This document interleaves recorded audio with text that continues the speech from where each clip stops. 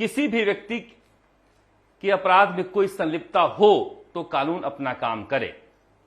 संलिप्तता हो, मीडिया के माध्यम से जानकारी में आया है कि मेरी सुरक्षा में तैनात पुलिस लाइन के एक हेड कांस्टेबल और उनके पुत्र को एसओजी ने हिरासत में लिया है। डूब मरिए। झूठ बोल रहे हैं राजस्थान की जनता से, पूर्व मुख्यमंत्री होकर। मीडिया के जरिए आपको पता चला। 12 साल से साहब, 1-2 साल से नहीं, 12 साल से आपका पीएसओ है। आप मुख्यमंत्री के पद पर रहे ना रहे, वैभव गहलोत जी के साथ ये घूमते थे राजकुमार यादव, और आपको मीडिया के जरिए पता लग रहा है, तो फिर शर्मिंदा होने के अलावा क्या कहा जा सकता है। अगर किसी व्यक्ति की संलिप्तता हो, अभी भी पता नहीं चल पा रहा है कि संलिप्तता थी। कहां से इतना कलेजा लाते हो आप गहलोत जी, कहां से इतना कलेजा लाते हो कि आपको मीडिया के जरिए पता चल रहा है कि आपका पीएसओ क्या कर रहा है। कमाल की बात है। कमाल की बात यह है कि जब पीएसओ के पास ये पेपर आया था तो ये मुख्यमंत्री के पास लगा हुआ था, और ये वैभव गहलोत के पास सेवाएं ज्यादा देता था। अब ये मुख्यमंत्री के पद पर, मुख्यमंत्री के पास कैसे आया, इसकी कहानियां कही जा रही है। कह रहे हैं 12 साल से ये मुख्यमंत्री के पास था। अगर ये बात सही है तो अशोक गहलोत को पता होना चाहिए इसके बारे में सब कुछ, क्योंकि ये सबसे ज्यादा उनके साथ रहता होगा। मगर अब कहा जा रहा है ये उससे पहले मालवीय के पास भी रहा है। तो ये हेड कांस्टेबल जो है, जिसको आप हेड कांस्टेबल कर रहे हैं, 12 साल जो मेरा पीएसओ रहे, उसको हम कहें हेड कांस्टेबल, पुलिस लाइन से आया हुआ। पुलिस लाइन से ही तो आएगा पुलिस वाला, कोई आसमान से तो आएगा नहीं। ये लिखते कि 12 साल से मेरी और मेरे बेटे वैभव गहलोत की सुरक्षा में तैनात राजकुमार, तो आपकी ईमानदारी समझ में आती। मगर फिर कह रहे हैं दाल ही काली है ये। इसने रविंद्र सैनी को, इसका बेटा 333 नंबर लाया, 333। मगर देखिए, भगवान की लाठी में इंसाफ है। फिजिकल के समय इसके बेटे का एक्सीडेंट हो गया, वरना ये थानेदार होता। ये थानेदार होता। लोग कह रहे हैं कि भाई अगर अशोक गहलोत मदद किए होते तो फाइनल क्यों नहीं पास किया। भगवान भी तो कोई चीज है। एक्सीडेंट हो गया था फिजिकल के समय। मगर बात वो नहीं है। बात यह है कि ये व्यक्ति जो है, अब कहा जा रहा है कि डूंगरपुर के रहने वाला अध्यापक कुंदन पंड्या के पास से ये पेपर लेकर आया था। कुंदन पंड्या तक इसकी पहुंच कैसे हुई।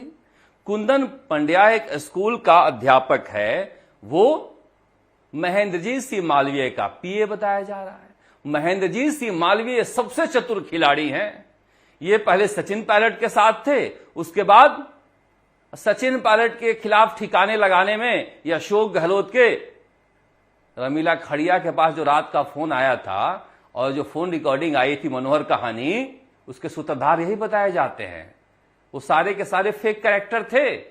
जो राजद्रोह का मुकदमा दर्ज हुआ था सचिन पायलट का, वो सारे फेक कैरेक्टर थे। वो पेपर लीक जैसा ही घोटाला था जो अशोक गहलोत ने खोला नहीं कभी और आगे खुलेगा भी नहीं। मगर मालवीय जी अब बीजेपी में आ गए।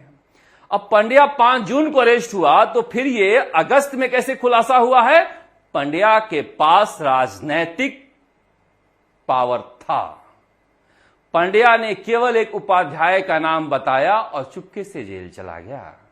क्या पंड्या को जल्दीबाजी में जेल भेजा गया। देखिए, एसओजी के एडीजे वीके सिंह खरा सोना है, खरा सोना। उनके ऊपर एक दाग नहीं लगाया जा सकता है।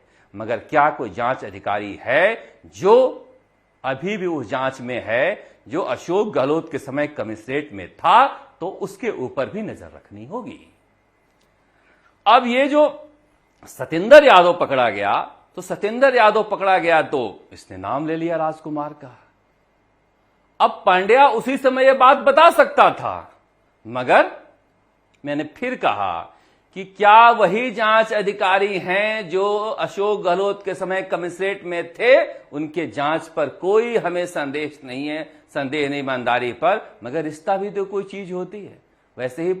ऐसे ही पांड्या ने थोड़ी पेपर दे दिया राजकुमार यादव का। इसलिए रिश्ते को ध्यान में रखते हुए कुछ एक जांच अधिकारी और भी लगाने चाहिए। वीके सिंह को 1-2 के सहारे नहीं रहने चाहिए।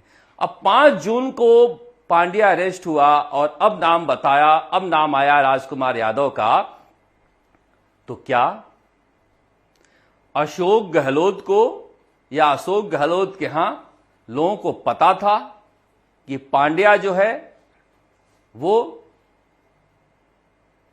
बाबूलाल कटारा का जानकार है, वो महेंद्रजीत सिंह मालवीय का पीए था, और बाबूलाल कटारा को क्या महेंद्रजीत सिंह मालवीय ने अशोक गहलोत के जरिए आरपीएससी में रखवाया था? जैसे दावा किया जाता है कि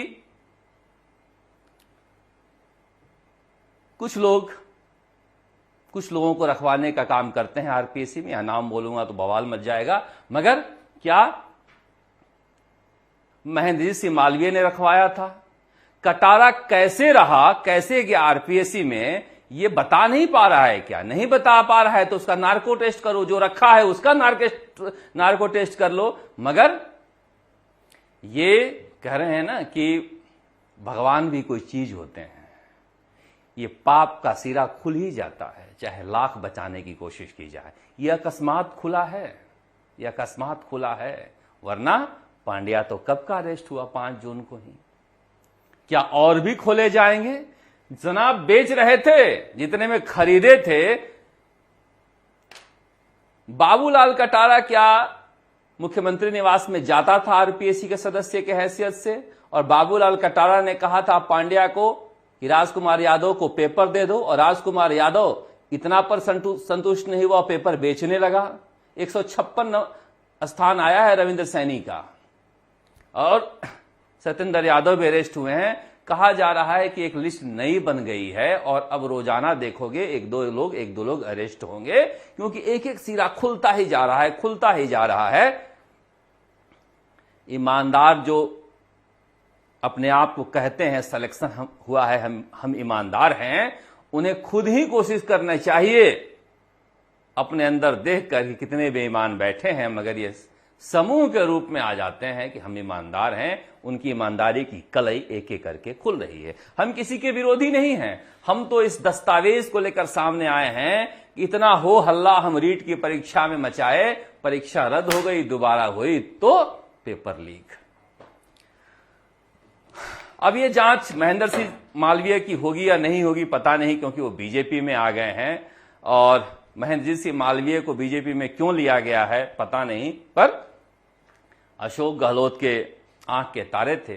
सचिन पायलट के साथ साथ इनको भी एआईसीसी का सम्मानित सदस्य अशोक गहलोत ने बनवाया था।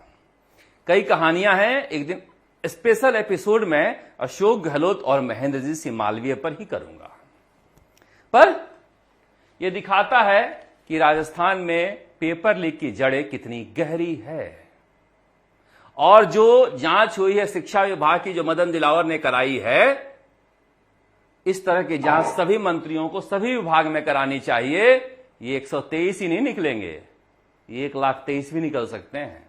लाख नौकरियां तो दी ही होगी अशोक गहलोत ने, कहोगे सारी फर्जी दी है क्या पता नहीं। राजकुमार यादव उनके बेटे कल सर छुपा रहे थे, वो दृश्य आपने देखा होगा। पर इसीलिए उस आदिवासी इलाके में कांग्रेस का पतन भी हो गया है। कल मैं तस्वीर देख रहा था आदिवासी दिवस पर, और जो राजकुमार रोड के रैली की जो तस्वीर मैंने देखी, आप अखबारों में नहीं देखे होंगे, मीडिया में नहीं देखे होंगे, ये देख रहे हैं, ये राजकुमार रोड के आदिवासी दिवस की तस्वीरें हैं। जलजला है, जलजला। जिन्हें गुमान हो कि मैं लोकप्रिय नेता हूं, राजकुमार रोड की ये तस्वीर को देख लें। राजकुमार रोड एक आंधी बन चुका है उस इलाके में, इसलिए बेईमानों ने जीवन भर फसल काटी है आदिवासियों को गुलाम बनाकर। ये देखिए राजकुमार रोड का रेला, और समझिए कि यह शख्स क्यों इतना लोकप्रिय हो गया है, क्योंकि वहां पर लूट मची है, लूट। और कैसे कैसे नेता हैं आप अंदाजा लगा सकते हैं। पर भजन लाल शर्मा को इसके लिए धन्यवाद देना होगा कि कम से कम एडीजी वीके सिंह जैसे आदमी को वहां पर एसओजी में बैठा रखा है, जहां पर किसी की पैरवी नहीं चलती है किसी भी बेईमान की। दिनेश एमएन जैसे व्यक्ति को अपराध शाखा में इंचार्ज बना रखा है, जिसकी वजह से अपराध कम हो रहे हैं। ये उपलब्धियां भजनलाल शर्मा की है और ऐसी उपलब्धियों के लिए भजनलाल शर्मा को साधुवाद देना होगा। किसानों की लूट चल रही थी नकली खाद और नकली बीज से। 17 मुकदमे आजादी के बाद दर्ज हुए थे, 70 मुकदमे दर्ज हुए हैं नकली बीज और खाद बनाने वालों पर। डॉक्टर खिरोड़ीलाल मीणा का लड़ रहे हैं तो उसका श्रेय भजनलाल शर्मा को देना चाहिए। अशोक गहलोत और वसुंधरा राजे के सरकार में कोई मंत्री लड़ पाता ऐसे बेईमानों से, यह संभव नहीं था, क्योंकि उनकी पहुंच सत्ता तक थी और सत्ता के शीर्ष तक थी।